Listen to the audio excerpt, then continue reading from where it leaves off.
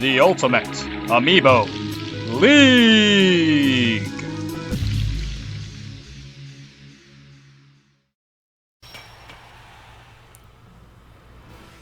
Moving on to the other side of the bracket, we have Raven, who was, I don't know, a certain co-commentator's favorite fighter from last season. Muzdu, did that happen to be yours?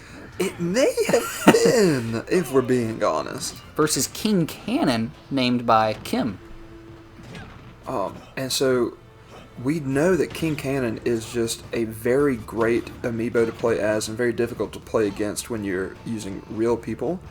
And so it's interesting to see if we have the same sort of instance carry over into the amiibos. Whereas we know that Raven... Great parry there, by the way. Yeah, we know that Raven is a great amiibo when we finally get to see King Canon and see what he can do. Getting burnt like a chicken there. I love when that happens. That's so beautiful. Just another wonderful recovery. Don't mind it. This has been a pretty close fight for Raven, and that's a taunt from King Canon. Does he know who he's fighting here? That's a very good question. But then again, it's that recovery. Ooh! Raven, welcome back. It's great to see that spike again. It's been way too long. It certainly has. But ooh, wow, that was a great play. Did you notice he didn't do the punch side smash? He decided to go with the upwards one because he knew Raven would break out of it. You were right. That just goes to show. And he's taunting now. That King Canon is going to be a difficult opponent for anyone to fight against. Especially since that propeller, at most times, protects him from spikes. It didn't protect him from the one Raven got, but...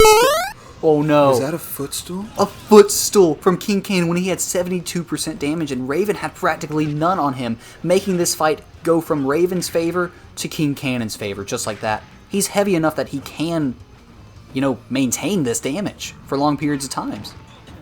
Oh, and because of his size, he can attack through certain barriers, yeah. Yes. And his projectile game is pretty strong. That's going to make... Oh, no. That is going to be extremely difficult for anyone to beat, anyone to fight against. Raven's looking on the back foot.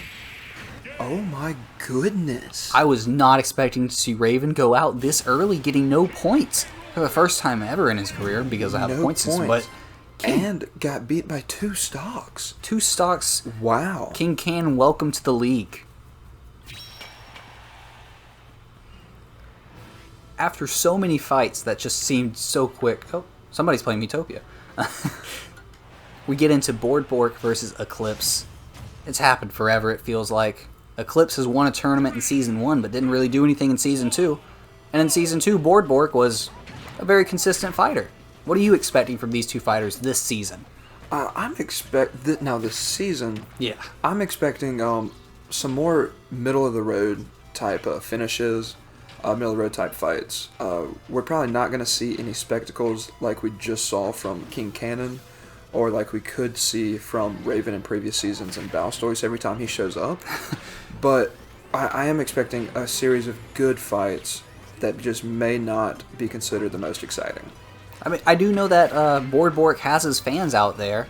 And Eclipse, I don't think, has any haters. It's just, they've kind of been that middle tier of amiibos, but I think that one of them might break out this season compared to the other. And if I had to put my money on either of them breaking out this season, it would be Bork. I think if we do see that from one of them, I think you are correct. I think it will be from Bork. With the 2 extra heavies added into the league and his projectile game, he not only can catch them in every single... Great kill for him, also, by the way. Fantastic. There. He's able to zone everyone out and bait them into coming to him, and he's already got a smash attack set up like what he did with Eclipse there. That is a beautiful up smash, being able to have those 3 hits.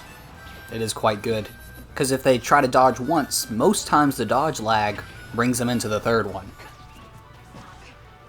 So, this second life... Bork hasn't necessarily done a lot, and so it does look like Eclipse is in a decent position to come back and bring it almost 1-1. But I think the most important thing that Bork has done during Eclipse's second stock is stay alive for as long as he did. Getting 47 damage while having 130 on your own? That's not a joke. That's Balstoice numbers of staying alive. It is certainly not easy to do. Especially when you're a dog and a duck combined. Fighting a woman with a gun.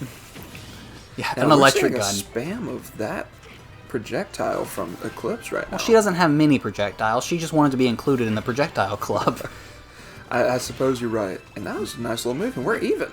Just like that, she knows that she has to get up in his face, and I don't think he was expecting it that early. I certainly wasn't. No.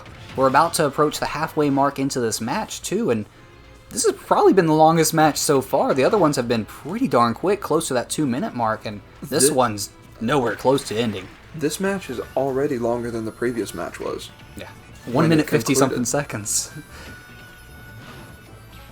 So, and this is just still so even.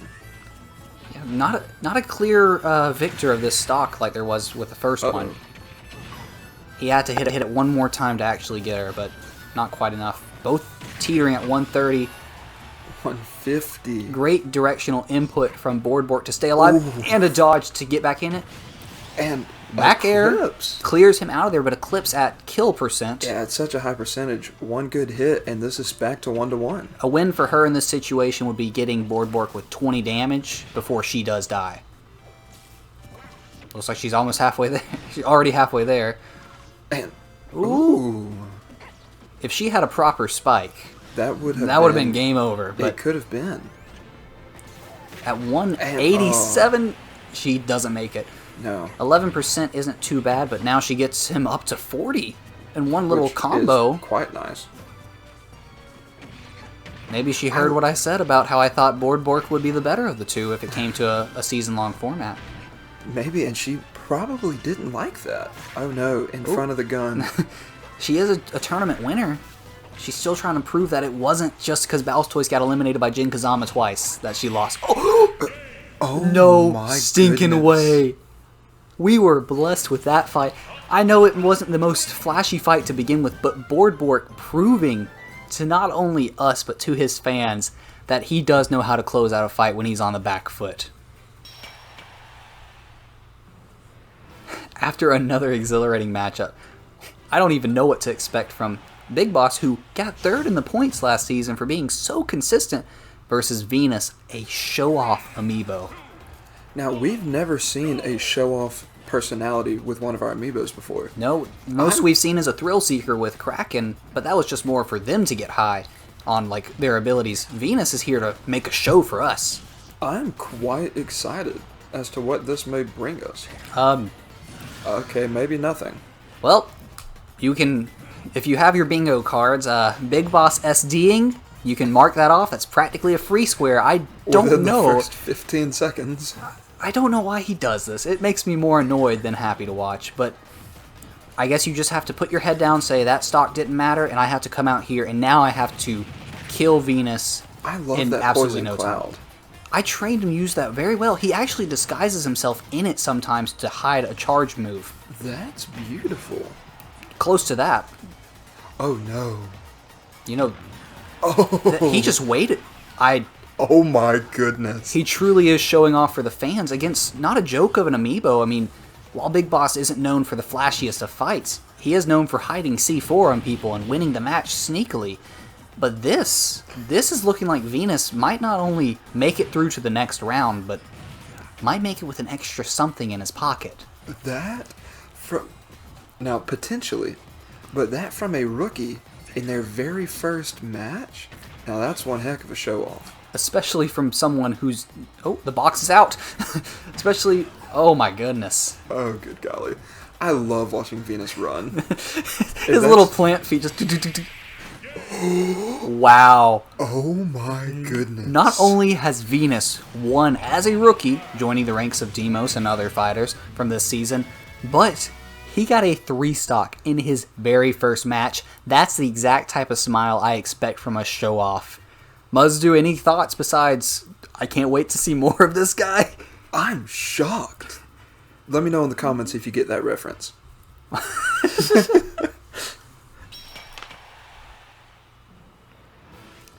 Here we are, after an amazing fight. We get Blue versus Jin Kazama.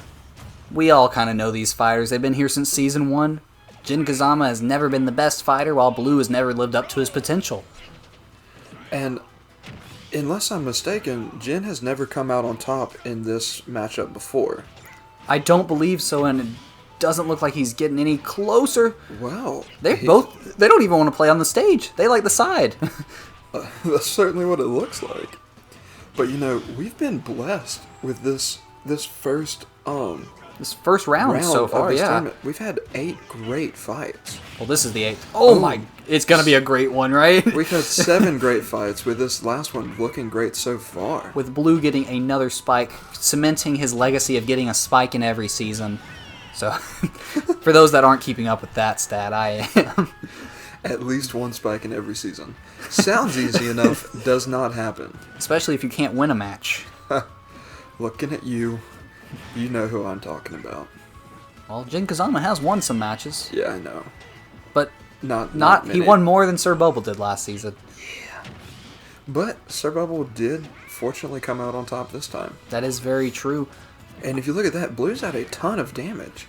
But Jin Kazama's not using any kill moves. He's going for grapples and light damage, which in theory is a great thing to get combos started. But Blue has 200% damage. If that doesn't throw... Oh my gosh. Goodness. 221. There's no way this doesn't throw him off. Oh my goodness. This is just how I play when I'm Yoshi. There we go. See, that's what I do too. Now let's see if we can see a little bit of a... Oh my gosh. 2 for 2 on kills being spikes is Blue. I think Blue's willing for that trade. I'll let you get me up to 220% damage before you kill me, and then I'll spike you off. I'm sure he wanted a 3-stock, but once you reach 221% damage and you still have all 3 of your stocks, you just count your blessings and say, well, I'm glad that I didn't die earlier. Exactly. That's... disrespect. No. I'm not going to lie.